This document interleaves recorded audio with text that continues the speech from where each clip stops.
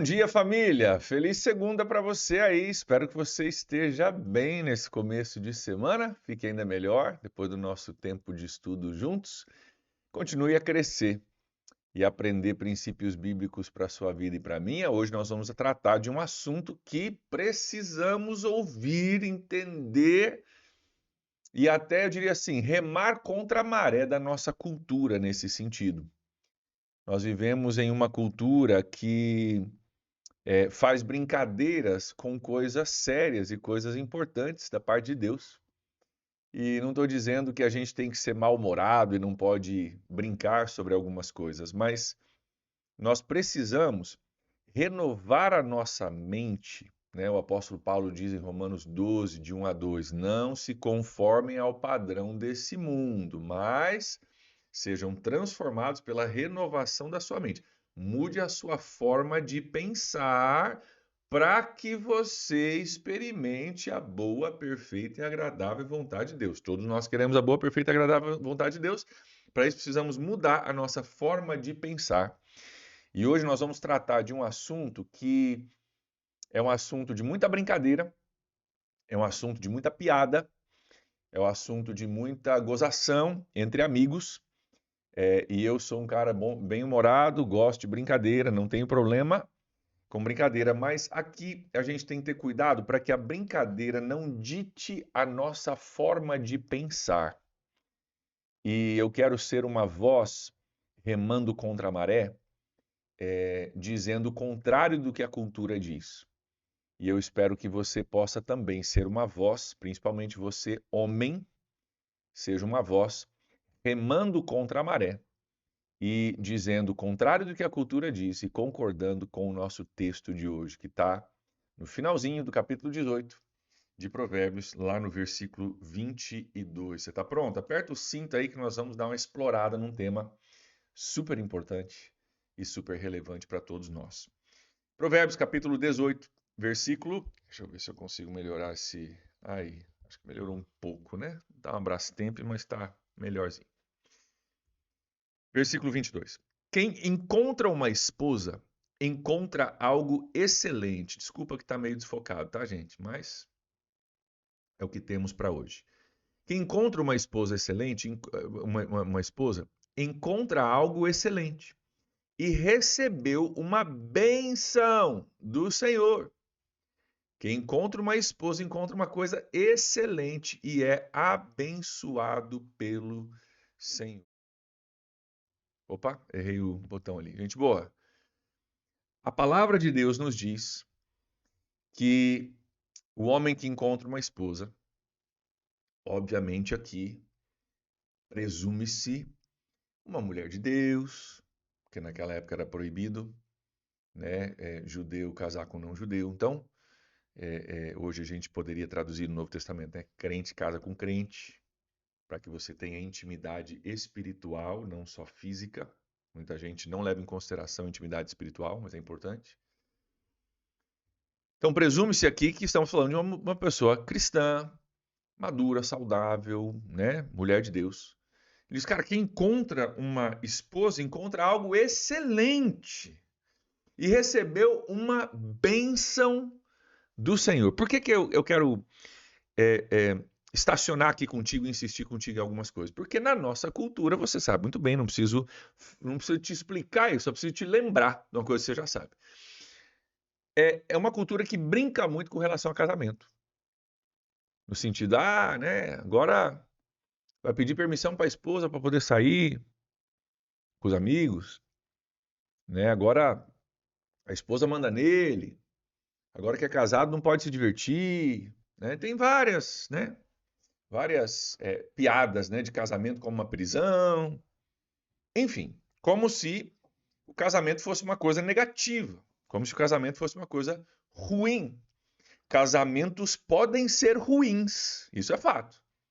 Mas o casamento como uma instituição criada por Deus é algo abençoador e é uma forma de a gente receber uma bênção do Senhor no nosso cônjuge. Nós precisamos ser pessoas, eu quero convidar você a sermos pessoas que são porta-vozes a favor dessa instituição abençoada por Deus, criada para nos abençoar, que se chama casamento. E se você, pela graça de Deus, tem vivido um bom casamento, que você possa testemunhar disso. Você possa dizer, cara, casamento, eu falo isso sempre que eu tenho oportunidade, né? Estou casado com a Júlia há quase 25 anos. Nosso casamento hoje está melhor do que já esteve no passado. Nós temos crescido, melhorado, aprendido um com o outro, ajudado um ao outro a melhorar. E, cara, eu sou grato a Deus pela esposa que eu tenho e feliz demais do casamento que eu tenho. Glória a Deus por isso. Glória a Deus por isso. A Júlia é extraordinária. Extraordinária. Então, nós devemos exaltar aquilo que Deus criou. Infelizmente, o que acontece é que a gente falha no caminho, que o problema não está no casamento que Deus criou, o problema está no meu egoísmo, está no meu orgulho, na minha falta de perdão, né, que atrapalha o meu casamento. Eu sou o problema, o casamento não é o problema, eu sou o problema. E a gente joga a culpa em Deus. O casamento que não presta, esse negócio de casamento é uma loucura. Por que vai casar? Não faz isso, junta os tralhas aí, depois você vê o que dá. Né? A gente joga a culpa em Deus. Tipo quando Deus falou, não come daquele fruto daquela árvore, e Eva vai lá, come, dá para Adão, Adão come também. E aí Deus vem cobrar deles, cara, o que vocês fizeram? E Adão diz, né, foi a mulher que o Senhor me deu, né? Foi a mulher que o Senhor me deu. Aí Adão não culpou só Eva, Adão culpou duas pessoas ali, culpou a Deus e culpou a Eva. Foi a mulher que o Senhor me deu. Deus, a culpa é tua e a culpa é dela, mas a culpa não é minha, né? E muitas vezes no casamento a gente faz a mesma coisa, né? A culpa é do meu cônjuge, a culpa é de Deus, mas a culpa não é minha. E o problema não está no casamento, o problema está no meu coração, no seu coração, no meu egoísmo, no seu egoísmo e assim por diante. Então, que nós possamos ser pessoas que exaltam essa instituição. E que dizem, se você tem um bom casamento é bênção. Minha esposa é bênção, meu marido é bênção, né? Se você não tem um bom casamento, aí a conversa é diferente. Aí você vai precisar aprender a cuidar do jardim que Deus te deu. E não vou me delongar porque não é o ponto hoje, eu quero ler outros textos aqui com vocês, mas às vezes a gente olha para o nosso jardim e não está muito bacana, não está muito legal. Tem algumas ervas daninhas, né? Talvez os frutos estão minguados, a grama está meio marrom, morrendo, né? E a gente olha para a grama do vizinho e a gente decide que a grama do vizinho está mais verde que a minha.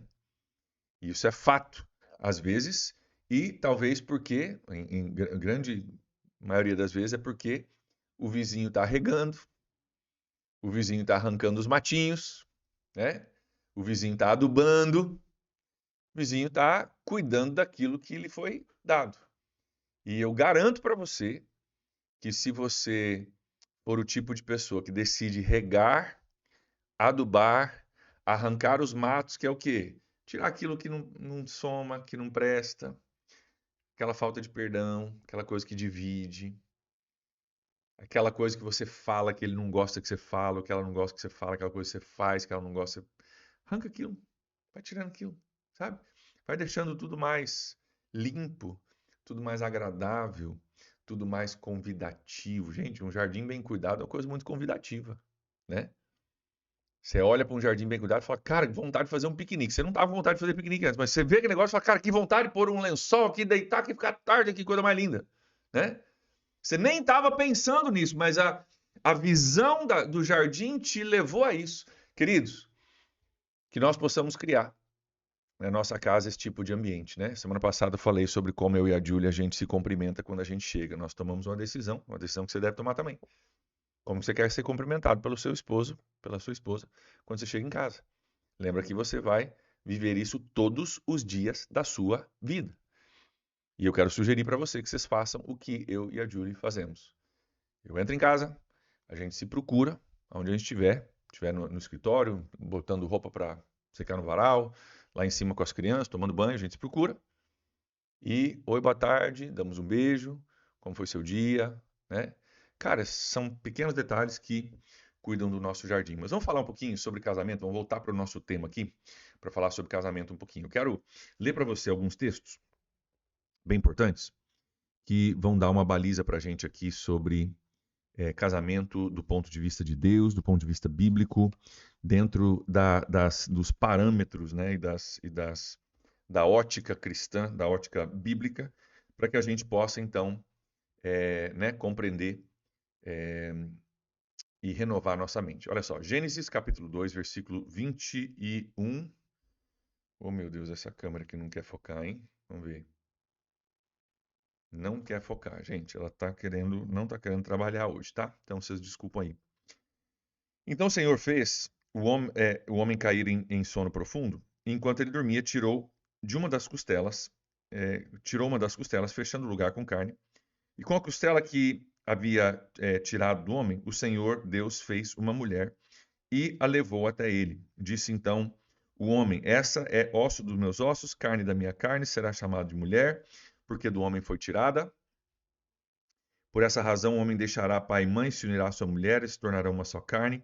E homem e mulher viviam nus e não sentiam vergonha. Gente, a gente olha depois de muitos anos, né, de milhares de anos desse texto escrito, a gente fica, nossa, mas como é que Deus tirou de uma costela do homem para fazer uma mulher? Cara, tem muito mais simbolismo nisso aqui do que você imagina, tá? A nossa cabeça grega, ocidental, pensa em fatos. A cabeça judaica pensa em símbolos, tá? Você já deve ter ouvido isso, tem gente que fala sobre isso muito melhor do que eu, mas a costela, ela protege os órgãos vitais, assim como a mulher consegue proteger e cuidar das emoções do marido, e nós homens precisamos das esposas para nos ajudar a lidar com as nossas emoções, porque nós não somos naturalmente muito capazes de lidar com as nossas próprias emoções. Então, protege os órgãos vitais, a costela.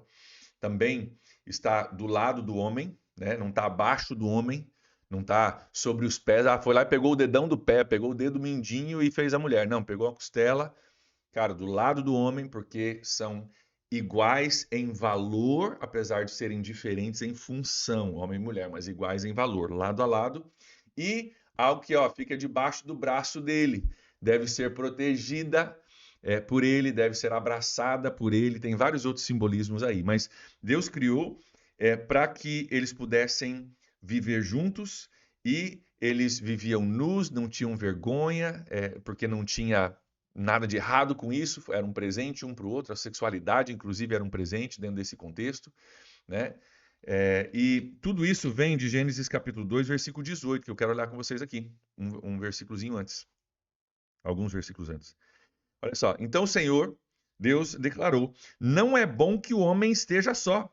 Farei para ele alguém que o auxilie e corresponda. Ou seja, o homem precisava de uma auxiliadora, de uma pessoa que o ajudasse, inclusive a lidar com as suas emoções, porque o homem não lida muito bem com as emoções, né?